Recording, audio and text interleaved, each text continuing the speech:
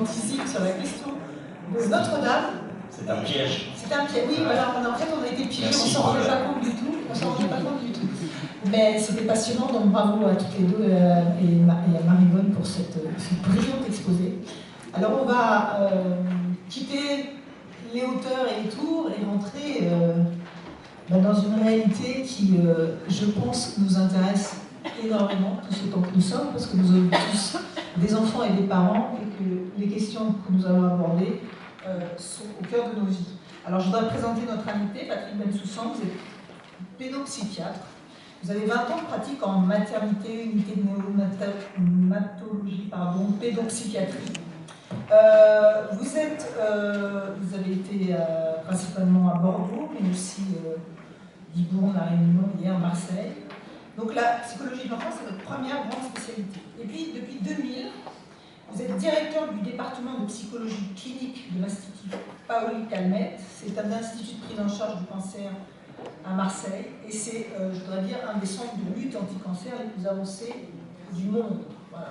C'est important de le dire, c'est pas rien. Alors, le psycho-oncologue que vous êtes est donc un guide, pour qu'on comprenne bien votre métier. En fait, vous êtes un guide pour le patient dans son parcours thérapeutique. On va bien sûr parler de votre ouvrage, parce que voilà, il y a cet ouvrage, Comment survivre à ses enfants, ce que la parentalité positive ne nous a pas dit. Mais juste, j'ai été quand même frappée, en voyant votre parcours, la juxtaposition de ces deux domaines, de ces deux itinéraires.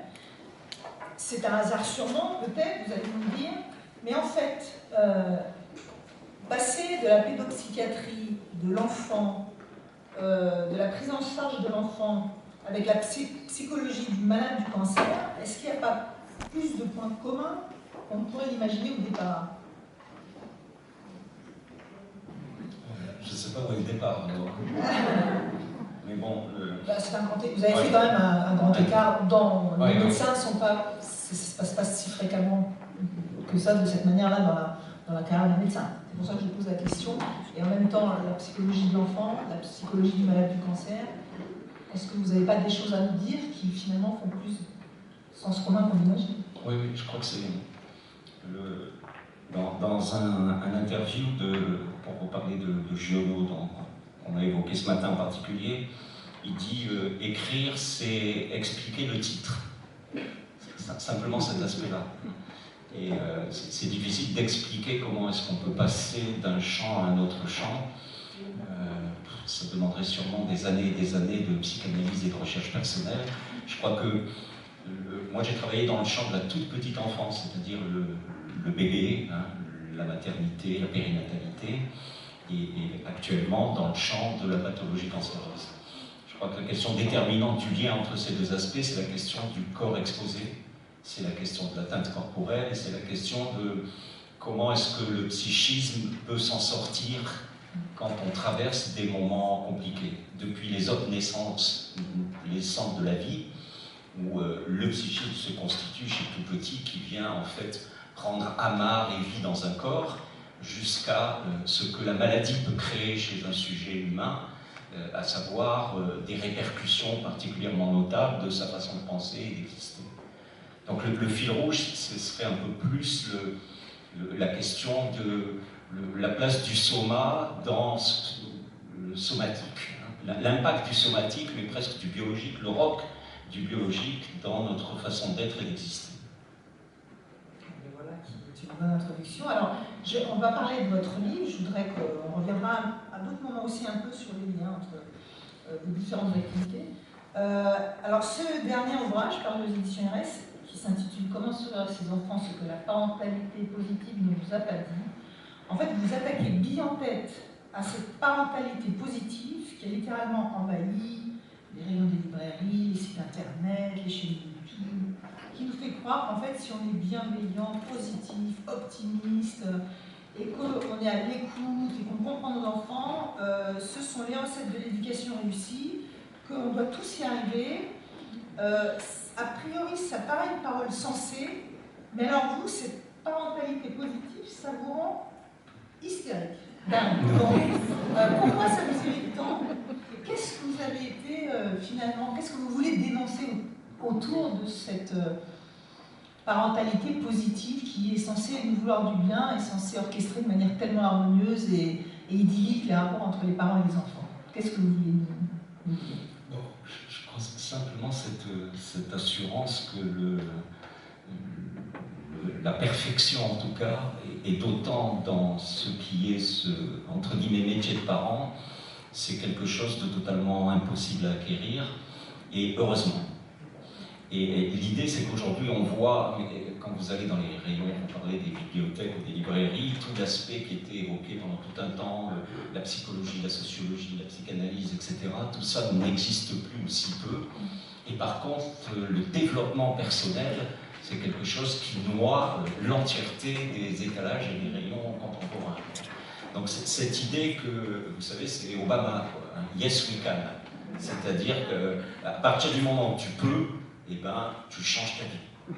Donc comment devenir meilleur, comment transformer son existence, comment être plus intelligent, plus affectueux, plus etc.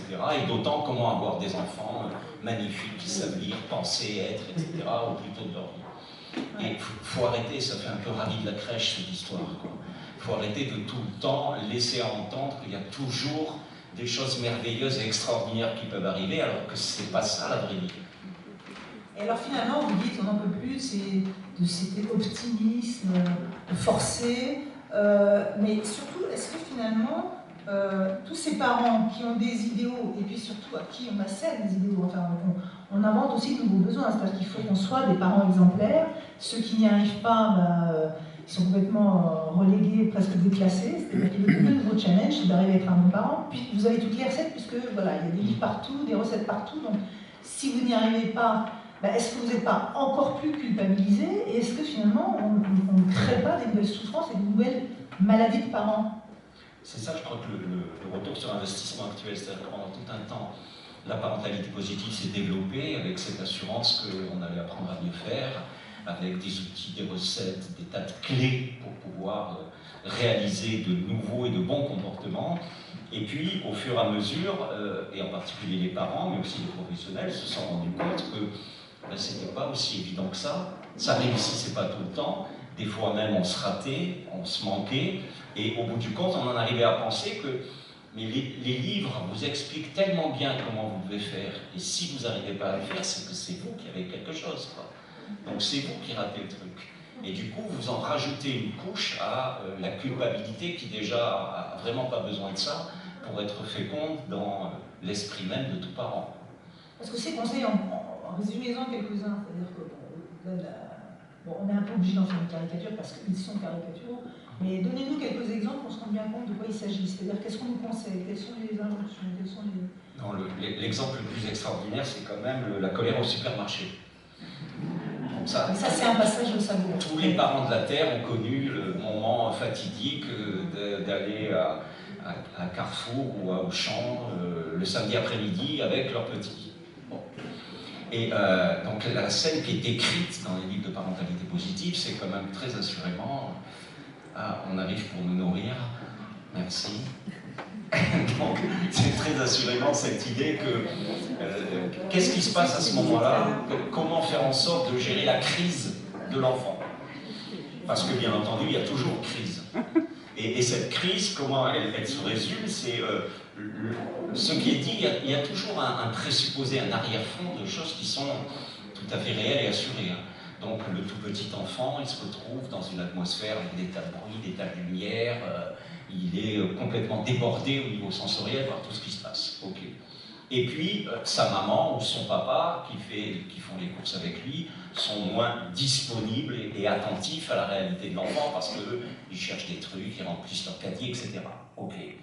Et du coup, ce qui est construit par la parentalité positive, qui a un socle quand même très rousseauiste, très biologique, c'est en gros tout se passe dans le cerveau et dans les hormones. On revient à un modèle de compréhension de l'humain qui est quand même, je vais dire, archaïque, mais j'oserais pas.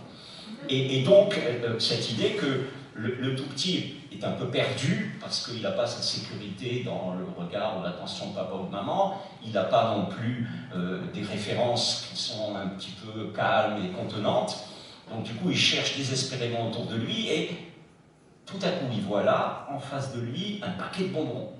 Et ça, c'est un truc qu'il connaît bien. Donc, il arrache le paquet de bonbons et il ne veut plus lui lâcher. Et là, vous avez le conflit parce que maman ou papa dit « Ah ben non, il n'y a pas de bonbons pour aujourd'hui, c'est pas bon les bonbons, enfin, je sais rien. » Tu poses les bonbons et le petit pique la crise la plus extraordinaire, rageuse des tout petits enfants. Parce que... Mais parce que quoi? Parce que simplement, on lui enlève le seul support d'attachement qu'il avait à ce moment-là. Donc ça s'appelle la crétinisation de l'enfant. Ça, c'est le truc le plus simple pour dire tous les enfants de la Terre, quand ils ont moins de 3 ans, ce sont des cons affamés de sucreries. Et c'est quand même très inquiétant, hein, parce que ça laisse à entendre et à croire que le petit n'a pas compris que c'était vraiment le moment le plus adéquat pour pouvoir prendre ce dont il a envie depuis quelques minutes ou secondes, quoi. Et que ce paquet de bonbons, il a très vite pigé que c'est vraiment la bonne circonstance pour pouvoir repartir avec. Parce qu'il sait très bien que cette scène dans le supermarché, ça va mal se passer. Et que bien entendu, quand on interroge les parents et qu'on leur dit « Mais alors, qu'est-ce que vous avez fait ?» Alors ils vous sortent tous des théories incroyables. « Non, moi j'ai pas cédé. Alors moi j'ai été vraiment... » Ou bon, j'ai tout de suite pris le paquet de bonbons et je lui ai dit « Prends-le. » Ou même en arrivant, j'ai acheté un paquet de bonbons et j'ai dit « Prends-le pour pas qu'il fasse sa scène. » Ou bien j'ai fait une crise comme lui et j'ai dit « Alors tu vois, c'est pas intéressant, c'est comme ça. » Enfin, vous avez tout ce qui est possible à voir et à entendre, mais au bout du compte, l'idée, c'est que cet enfant-là a eu un besoin structurel dans cette perte de repère, à la fois affectif et environnemental, qui s'est rattaché à la seule chose qui pour lui était importante. Tiens, un paquet de bonbons, pourquoi il ne s'est pas attaché à autre chose? Non, ça, c'est pas important. Et que de cet attachement-là, par le fait qu'on lui dit « pose ton paquet de bonbons », on le désécurise. On met en danger. Là, vous ironisez sur l'explication parentalité positive de la scène dans le supermarché. Oui. C'est-à-dire qu'ils construisent tout un discours autour de la fixation de l'enfant traumatisé par cet environnement agressif, de grande surface, où on n'a pas sa terre, et tout d'un coup, il voit un objet qu'il reconnaît, et il a dit « Ah, paquet de bonbons, enfin, je suis sécurisé. » Donc en fait, il faut prendre en compte cette angoisse de l'enfant qui tout d'un coup se réconforte, et donc surtout pas céder, et surtout pas traiter ça comme... un enfant qui fait juste un caprice. Oui. Je ne sais pas si on a le droit de dire caprice. Non, caprice, ça n'existe pas. Ça n'existe pas, non. Le mot caprice dans le dictionnaire de la parentalité positive, ça n'existe pas. C'est une agression. Les enfants ne font pas de caprice quand ils sont petits. Et ça, pourquoi? Mais parce qu'ils ne sont pas encore totalement finis. C'est-à-dire que le cortex frontal des tout petits enfants se développe beaucoup plus tardivement que leur structure plus archaïque, émotionnelle, et donc les petits-enfants réagissent d'abord émotionnellement, et c'est seulement dans un second temps qu'ils arrivent à associer, comprendre, synthétiser les choses et faire des liens. Il faut savoir que le cortex frontal se définit, en tout cas de façon assidue, que vers 25-30 ans. Et c'est comme ça qu'on est en train d'expliquer aussi aujourd'hui certaines des crises de l'adolescence, en disant l'époque adolescente, c'est la même chose que les enfants dont on vient de parler à l'instant, et ils voudraient bien, mais ils n'y arrivent pas. Ils sont débordés par leurs émotions, par leur contexte archaïque, leurs hormones, et donc du coup, ça ne marche pas. C'est quand même une façon complètement dépolitisée, désocialisée, décontextualisée d'analyser un individu, ça. C'est juste se référer à ce qu'il est à un instant donné, et plus dans sa tête et ses hormones, etc. Mais le fait que les grandes surfaces ont incroyablement compris les choses, et quand vous sortez devant les caisses, vous avez toujours des vitrines avec des tas de bons becs, des petits jouets, des tas de choses, vous croyez qu'ils n'ont pas compris le truc et que les enfants, du coup, ne sont pas séduits par cette réalité. Et les adolescents, vous pensez qu'ils n'ont pas compris aussi qu'il y a quelque chose qui peut se jouer là, à ce moment-là. Donc c'est un petit peu aussi des moments compliqués qui font que la parentalité positive, son choix presque déterminé, c'est de dire ça se passe à l'intérieur de l'être humain, de sa tête, de son corps, etc. Et en gros, vous ne pouvez rien faire pour ça. Il faut l'accepter, faire le dos rond, et puis au bout de certaines années, les choses vont mieux se passer. Et alors, ça marche, c'est-à-dire, est-ce que vous avez reçu en consultation des parents un peu paumés perdus parce qu'ils essayent d'appliquer les recettes, que ça ne marche pas. Et dans quel état ils sont en général, ces parents? Les recettes, ça marche toujours un temps, et très vite, ça ne marche plus, parce que l'effort de crétinisation, enfin, les enfants, ils comprennent assez vite. Donc la première fois, ils ont saisi, la deuxième fois, et puis la troisième fois, ben, c'est fini, quoi. Donc ils ne cèdent pas, ils ne sont pas d'accord. Vous savez, la parentalité positive définit un truc, alors c'est très mondialisation, la parentalité positive, hein. C'est très inscrit dans une politique libérale, occidentale, ça ne vient pas n'importe quand et n'importe comment, hein. C'est dans un monde de fric que ça naît, cette chose-là. Et donc les Américains ont bien compris, parce que dans la parentalité positive, on dit au moment où on est débordé comme ça, avec ses émotions, avec ses décharges neurocérébrales, on ne peut pas dialoguer, c'est pas possible. Donc on fait pause. Donc on dit, bon là tu vois, là, c'est pas possible. Donc on se retire, les belligérants, chacun de son côté, on reste, et puis on se revoit dans quelques minutes pour se reparler. Il faut le faire quand même. Je ne sais pas si vous avez fait ça avec vos enfants. Petit, un peu dans ta chambre, on va discuter plus tard, bon bref.